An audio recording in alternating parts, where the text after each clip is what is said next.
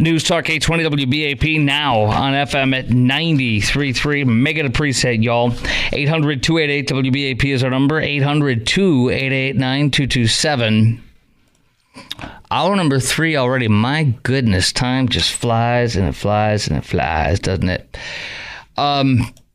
Really quick before we get into this story about Kate Hudson having 3 different kids with 3 different men.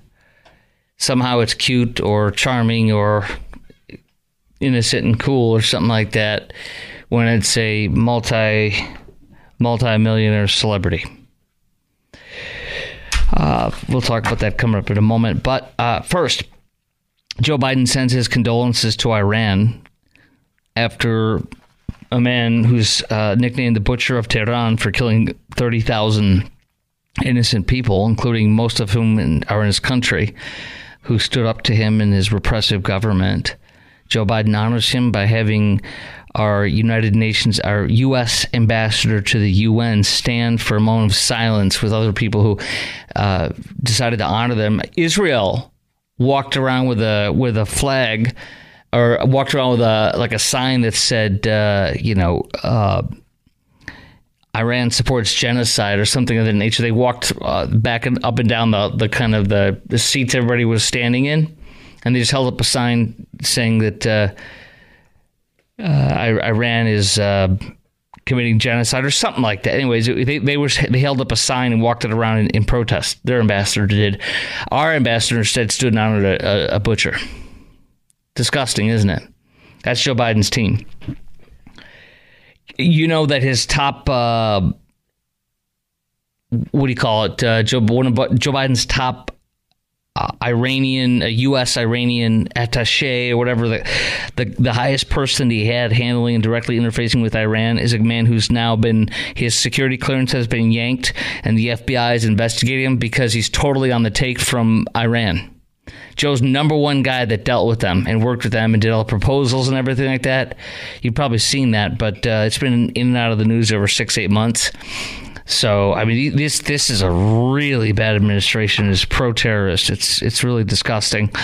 But here we go. You want to look no further than the post that Bill Clinton made when Pol Pot, another dictator, murderer of people, when Pol Pot died in Bill Clinton's presidency, during his presidency in 1998, he released a statement. And then we got Joe Biden's statement on Ibrahim Raisi. Producer Garrett, who do you want to hear first? Do you want to hear Bill Clinton on the death of Pol Pot, or do you want to hear Joe Biden on the death of Ibrahim Raisi from Iran? Which one first? Clinton. Okay, Bill Clinton said this in April 16th, 1989. The death of Khmer Rouge leader Pol Pot has again brought to international attention one of the most tragic chapters of inhumanity in the 20th century. Between 1975 and 1979, Pot and his Khmer Rouge followers transformed Cambodia into the killing fields, causing the death of an estimated 2 million of their countrymen in a brutal attempt to transform Cambodian society. Although the opportunity to hold Pol Pot accountable for his monstrous crimes appears to have passed, senior Khmer Rouge, who exercised leadership from 1975 to 1979, are still at large and share responsibility for the monstrous human rights abuses committed during this period, and we must not permit the death of the most notorious Khmer Rouge leaders to deter us in the equally important task of bringing these others to justice. And equally, we must renew the determination to prevent such atrocities from occurring in the future. Now is the time to remember the victims of Pol Pot's murderous reign of terror and to underscore our determination to help the Cambodian people achieve lasting peace and respect for basic human rights and democratic principles. So that's Bill Clinton. Sounds good, doesn't it? I would have couldn't have written it better, right? He spends time attacking him and the horror that he committed on the people and praising the people. Now Joe Biden with Iran, much shorter and much different. On the death of Iranian President Raisi and others in a helicopter crash, the United States expresses its official condolences for the death of Iranian President Ibrahim Raisi, Foreign Minister Amir Abdullahian, and other members of their delegation in a crash in northwestern Iran. As Iran selects a new president, we affirm our support for the people and their struggle for human rights and fundamental freedoms. So he doesn't say anything negative. He says we offer our condolences. And that he reaffirms his support of their people and struggle for human rights and fundamental freedoms. But nothing negative. It's as if Raisi never killed 30,000 people. It's as if he didn't sponsor terrorism. It's just, he was a judge before he was a president. He was a judge in Tehran, and that's where he got the name Butcher of Tehran. Sentencing so many people to death, executing them and everything like that. His own people. And Joe Biden today offers his condolences for him. That's who this president is. And Clinton denounced this guy in his death, Pol Pot, and attacked what he did and honored the people, not Joe Biden. That's the difference. Isn't that insane? 26 years later, look at Joe Biden versus Clinton. I'll take Clinton any day compared to Joe Biden. It's just disgusting. And you know the truth, know the history, know everything about it. All right.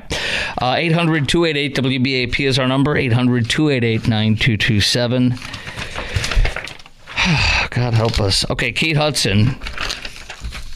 Now, this isn't the end of the world, but it's what I do. It's what I believe is destroying our country. One of the several things that are destroying our country is this: fatherless parenting. Being raised without a father, fatherless homes, children being raised out of wedlock. And Kate Hudson is featured in this Daily Mail article at 45 years of age, talking about having 3 children with 3 different men, which is not too different from what her mom, Goldie Hawn, did. Is that a surprise? Her mom did it, so she's doing it. She recently revealed why she doesn't want to pursue, or is afraid to pursue a music career over 2 decades after becoming a movie star. Her blended family is a lot more harmonious and blended than you think. We're very connected. We're very close.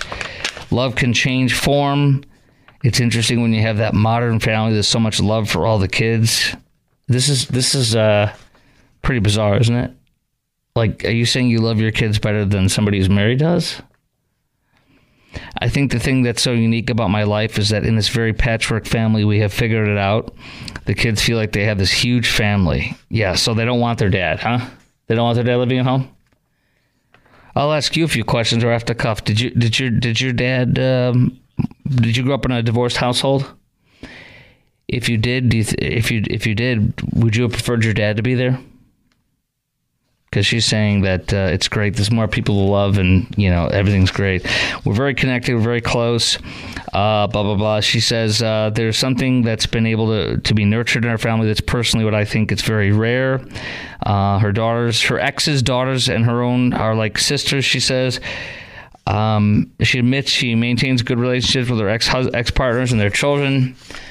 And I'm like, yeah, bring her over, I guess, about their new lovers. And I'm sitting with all the kids, and I'm like so happy that we have this real family unit that's big. It's beautiful. Everybody's open to it. Everybody understands it's the most mature thing for the kids, and you can see it in them. They feel loved, protected. They feel safe. There's a little bit more I'll share on this with you, but I want to ask you this, because I think she's got it backwards, and I think she's... First of all, just because if you have a lot of wealth, you can cover up a lot of stuff, can't you? Get a lot of nannies, get a lot of this, get a lot of that. But the average person out there, and I think even for her family, it's bad. We'll get into that a little bit more. I'll ask you this. Do you think it's okay to have 3 kids with 3 different dads? Does it come with a cost, do you think, when people choose to have kids with multiple different partners, multiple kids, multiple partners? And how do you think this affects the child as they grow up? 800-288-WBAP is our number, 800-288-9227. I can't wait to get into this a little bit more with you, and I'll share more of her quotations. I'm not here to attack her personally, but I'm here to say this is wrong. And I'm here to say this is not what's best for the kids in any way, shape, or form. I cannot wait to share some of the stuff I've heard over the years from experts and what they say and what I think. But you tell me, do you think it's okay? Or do you think it comes with a cost when people choose to have different kids with multiple different partners, and how do you think this affects the child as they grow up? 800-288-WBAP is our number. That's 800-288-9227.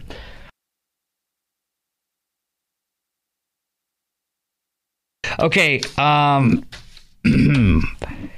Kate Hudson talks about having 3 different kids with 3 different men, and it's not that different, and my mom did it, and the kids love it, and there's so much love, and there's just so many of us, and yeah, sure. I tell my ex-baby daddy, bring over your girlfriend. Everything's great. So, I mean, I'm not here to go after her personally. I just think it's a bad move for your kids, and I don't think it's good. Do you know that divorce, when you look at what kids are afraid of, they're more afraid of divorce than they are of dying? There was a study that talked about that. Drowning is one of their top fears, but divorce is apparently like the number one fear. Last time I read up on this with a survey and with research in the news, they literally said that their biggest fear is their parents getting divorced, and drowning is like the second or something like that. Your kids should never, ever think that divorce is an option. And it's the foundation of these poor kids. And I think that it is a very bad thing to do, to have multiple kids with multiple partners. And I think the kid unequivocally needs a father in the home, whether it's a young boy or a young girl. And when young girls don't have a father in the home, they don't have someone to look up to how they want their husband to be, or their, love interest to be. And I never knew this, and it sounded weird at first, but it's very true. You are your daughter's first love. And if she doesn't have you in her family, in her home, modeling that, that's a huge problem. A lot of girls will look elsewhere to get that affirmation, and they need it from their dads, and they're not getting it. Also, for the young women and the young men, a father is the one who helps lay down the boundaries, not in a mean, nasty, oppressive way. And that father does so many things just by his presence. And the root of a lot of the bad stuff we're seeing nowadays is because there's fatherless homes. That is one of the biggest things that is devastating our values in this country and our homes. It's why education has turned into a disaster, and why so many people act out and are violent. It's why so many people find meaning in other ways and other things they do, going to these leftist socialist causes and such. The dad needs to be there. And even if you're in a leftist home, I mean, if the dad actually models himself the right way, it's better, definitely better the other way. But if you have that role model, if you have that person in there and a committed 2-parent household, that's success. So do you think this is okay to, brag about, hey, we have 3 different kids, 3 different dads, everything's great? And does it come with a cost?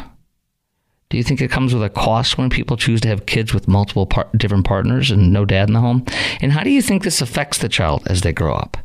800-288-WBAP is our number, 800-288-9227. I would suppose the only reason why you wouldn't want a father in the home is if he was physically abusive, Other than that, it's a win-win for everybody. You are, if you don't believe me, look up the statistics. It's everywhere. You are like 12 times more likely to go to prison if you don't have a dad in the home. You are much, much likelier to not go to college. You're much, much more likely to drop out of high school. You're much more likely to not get a college degree. You're much more likely to have sex out of wedlock. You're much more likely to get pregnant or get somebody pregnant out of wedlock. You're much more likely to be on welfare and to be imprisoned if you don't have a dad in the home. The statistics are overwhelming. Let's go to Jerry in Hudson Oak. You're on 820 AM and now 93.3 FM WBAP. Hey, Jerry. Yes, sir. I guess the only comment I have to make is it's sad, and you and I both know that somehow, somewhere, this Kate Hudson, she's going to be held as a hero, independent, single mother, 3 kids, 3 fathers, whatever. But yet, you got the Chiefs kicker is being made out to be a monster. Because Great point. he's saying, hey, you know what? I know some of you women want to be a good wife, a good mother, and that's your dream, a homemaker, but yet, you know, Kate Hudson will be made a hero, and you and I both know that. Somehow, some way, it's like, oh, Kate Hudson. I mean, just so like an animal, like a dog having multiple partners and multiple spawning multiple babies. She's some kind of a hero for doing what animals do. You know, I mean, there's no skill in getting pregnant and having kids and with different men. It's not. There's no. Well, and I will tell you this as being a son of a mother who I have a stepbrother and a stepsister, you know, and I was the oldest. And so you go through two different cycles of stepdad and then stepdad.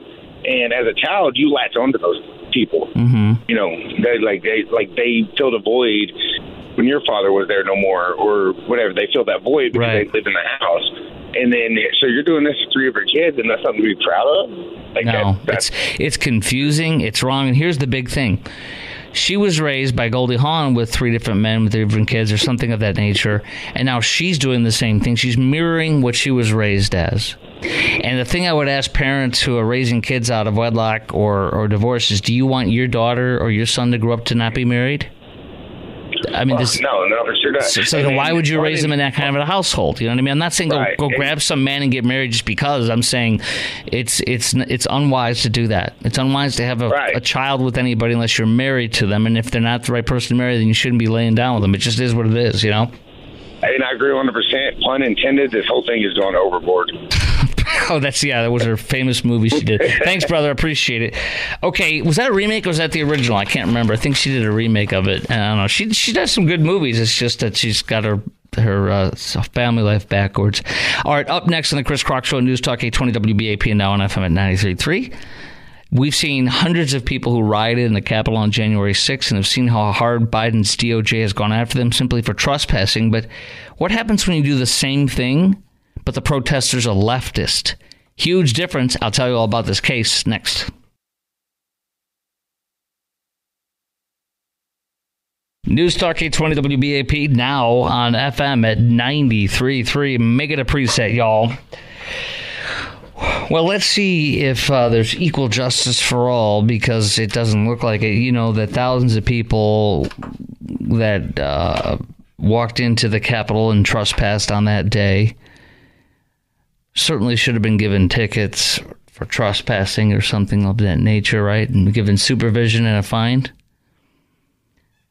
But that's not what Biden's Justice Department did. They hunted down and treat grandmas and others like they're terrorists. Now, look, there were some people, maybe a couple dozen that were actually trying to overthrow the government somehow or commit violence. And there were some people in there that vandalized and broke into offices and such. None of those people should be charged with trespassing. They should be charged with whatever they did, vandalism, breaking and entering, whatever, but that's very few. The lion's share of people were just in there and should never have been sentenced to jail or any of that garbage. It's designed to make it look like all these thousands of people were insurrectionists, and nobody believed that.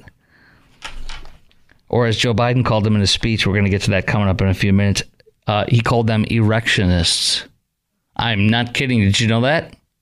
That was one of 9 things, I believe it is, that the White House corrected on the transcripts of the president's remark yesterday. It was like 9 different corrections they made. I'm gonna read them out to you. It's incredible.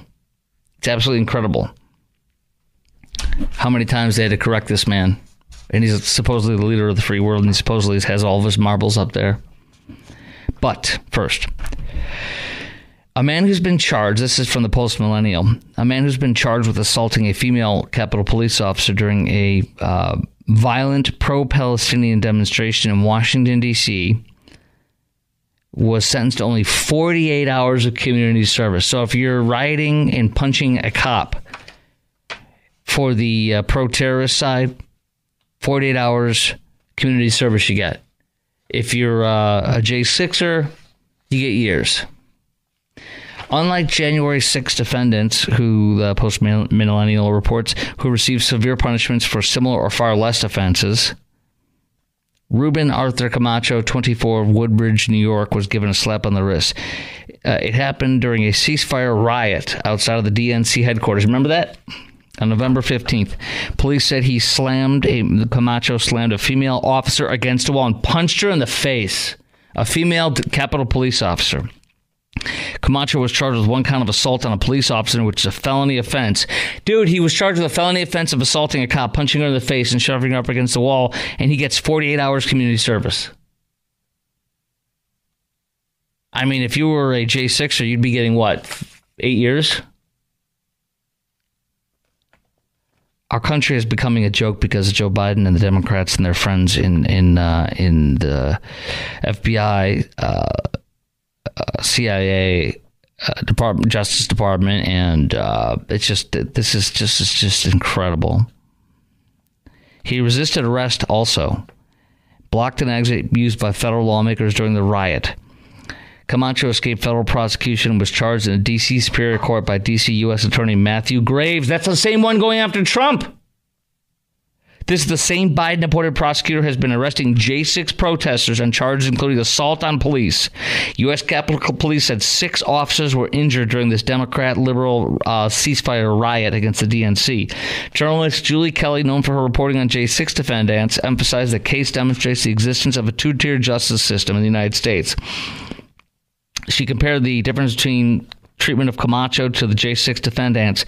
Camacho was not denied release from jail pending trial or plea. He was not condemned as an insurrectionist or domestic terrorist by federal prosecutor because Camacho participated in a protest sanctioned and funded by Democrats. He got a slap on the wrist. Despite being charged by the same D.C. prosecutor, Camacho did not have to face Judge Beryl Howell or Judge Tim Kelly or Judge Royce Lamberth in the D.C. federal courthouse like the J6ers. The J6 defendants charged with assaulting police have been given prison sentences up to 10 years, and this guy gets 48 hours of community service. 10 years versus 48 hours of community service. Can you believe this?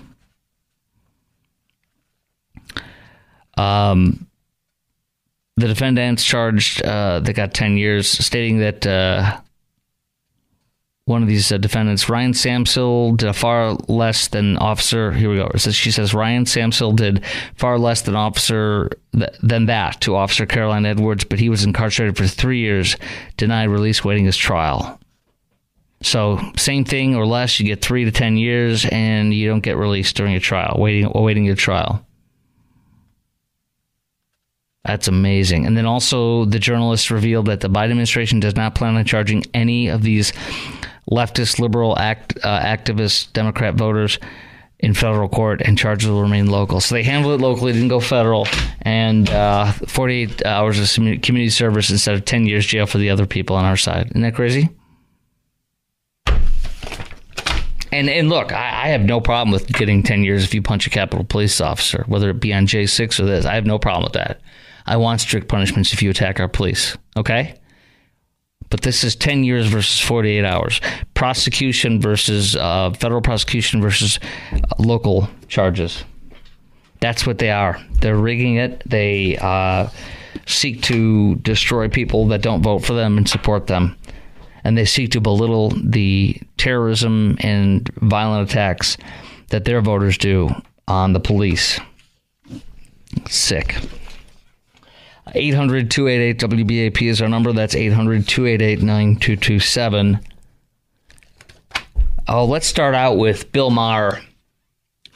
He calls, because I got the 9 different things the White House corrected on Joe Biden's speech. 9 errors he made and 9 things he said incorrectly in his speech, some of which are very, very bad, what he said, in just a second. But first, let's play what Bill Maher says about the President Biden. Biden just presents as old. It's not really fair. No. Because he's almost the same age. Trump is almost the same age as him. I know. But Trump doesn't present that way. You know, you look at somebody right away, you can kind of just sum them up. I mean, we are not young, but we don't present as old. Yeah. Biden does. I saw him yesterday making that speech. Yeah. I mean, I'm sorry, he's cadaver-like. But his brain is good. He's still great. Well, here's what I said. Like, when I came back after the strike in September, I said, he should get out. Because he's just lost the faith of people. It's not fair. He's actually done a pretty good job. Yeah. But I said he's going to be Ruth Bader Biden. That's the term I use. Ruth Bader Ginsburg. She stayed too long at the fair. Yeah. I remember Obama had her over to the White House, like in 2013, to hint, hey, spend more time with the grandkids. That would not be a good idea, Ruth. And she didn't take the hint, and she was not in good health, and she stayed too long, and she ruined her legacy and got the Supreme Court now to be a pretty right-wing organization. I said Biden shouldn't do that, but, ego, he's Dracula. He has crossed oceans of time to be here, and he's not going to give it up now.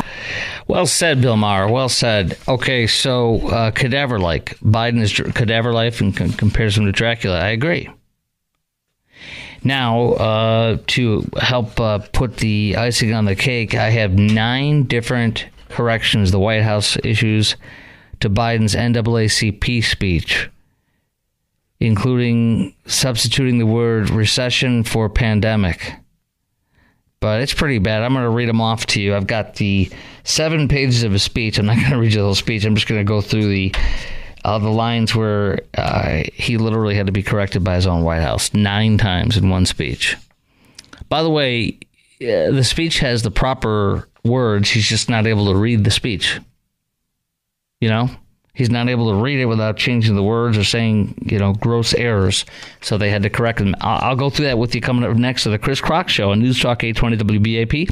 And now on FM at 93.3, 800-288 WBAP is the number. That's 800-288-9227. This is pretty funny. I'm going to read you the errors that Biden did here. It's Chris Crock on News Talk 820 WBAP and now on FM at 93.3. Make it a preset, y'all. 800-288 WBAP is our number. That's 800-288-9227. Well, the amount of errors that Joe Biden made in failing to be able to read a script 9 times on one page, one speech is about 6.5 pages long. It's pretty amazing. So he averaged more than 1 error per page as the transcript is printed out. And I will read it to you now. But have you ever heard of a president being corrected 9 times in one speech? Especially when the speech is pretty short. I don't know how long it was. I'm going to guess between 15 and 20 minutes. But I'll read you the paragraph of each error, and I'll mention what he wrote, what he said, and what the script said for him to say. He couldn't say it. Okay, first one. When I was vice president, things were kind of bad during the pandemic. And what happens is Barack said to me, go to Detroit and help fix it. Well, poor mayor, he spent more time with me than ever he thought he was going to have. He did not go. He was not vice president during the pandemic. The pandemic happened 3 years and 2 months after he left office. That's a pretty big one, isn't it? So the White House crossed that off and put recession, which was what? Oh my gosh, 8. It was 2008 when that was going on, right? Maybe 2008, 2009. So, I mean, this guy's got 15 years or 12 years off of his rocker on this. Okay. It's literally the next thing he said. The next sentences he reads, he makes another mistake. Folks, I'm humbled to receive this organization, which defines the character and consequences of what I do. I'm humbled to receive this organization, which defines the character of consequence of what we do. No, he didn't receive an organization. He received an award. That's crazy, isn't it? Folks, I'm humbled to receive this organization, which defines character and consequences of what we do. No, I'm humbled to receive this award, not organization. A couple paragraphs later. Look, folks, I just came from Atlanta where I delivered a commencement at Morehouse College. It was truly inspiring. Over 400 young black men who do extraordinary things. Inspiring? So they corrected and he literally said inspiring or something. Wow. So they corrected to inspiring. By the way, I heard several of those young African-American men quoted today. On Fox News, they went up and interviewed them afterwards, and they said he didn't do anything for us. He gave a campaign speech. It was like 3 or 4 different guys from the class of 24 that were at the graduation ceremony. Like, he read a campaign speech. He didn't do anything. I just felt like he was here. Another one said to get us to vote for him. There was 3 of them. Only one person. It was 4 comments. One was a gal who just graduated too, and she said she liked it. So 3 out of 4 said it was patronizing. One guy said it was patronizing. Like, hey, come here, try to get us to vote for you and leave. Okay, here's another. This is 8. So that's 1, 2, 3 errors. Here's the 4th error. In Joe Biden's speech yesterday, we're increasing access to capital to start businesses and loans to buy homes. We're cracking down on corporate landlords who keep rents down. You're cracking down on landlords who keep their rent down? Yeah, charge them more. This is Bidenflation. Bidenomics. So they changed who to to keep rents down, not who keep rents down. Okay, let's see the next page. He brags about attacking Trump. He brags about getting Roe versus Wade overturned. He not only denies reproductive freedom, but worsens the mortality rate for black moms who have nearly 3 times more likely to die from pregnancy. Who have nearly 3 times more likely to die. What? They cross out have and put who are 3 times more likely to die. So that's another error. Okay, here's his 7th or 8th. I don't know what this is. I've lost count. Just listen to him, he says, talking about Trump. Again, he's attacking Trump in this whole thing. Just listen to him. He calls the erectionists who stormed the Capitol patriots. Erectionists. Dude, you didn't catch that? You just said erectionists? I mean, even these guys would figure that out pretty fast. He said, erectionists. They crossed out erectionists and put insurrectionists. A bunch of people with, what's down there, stormed the Capitol with stiffies. Yeah, I don't think so. We're patriots with stiffies. Everybody take your Viagra before we go in. We're going to take the Capitol with our stiffies. And then another error, but that's not Donald Trump. Trump has said if he loses again in November, there will be, quote, bloodshed. What in God's name are we talking about here? It wasn't bloodshed, it was bloodbath, but it will be, quote, bloodbath. No, you mean it will be a, quote, bloodbath. No, he said it will be, quote, bloodshed. Boy, this guy can't read. They typed this out for him. It was in bold, massive. Have you seen his font that he reads? It's like size 50 font, and he still can't read it right. He also says, earlier this month, here's another error. Earlier this month, I posthumously awarded Medgar Evers the Presidential Medal of Freedom, our nation's highest civilian honor. His spirit endures. The NAAC spirit endures. They crossed it out and put NAACP, said NAAC. Whoops. National Association for Colored. What? Forgot the people, sir.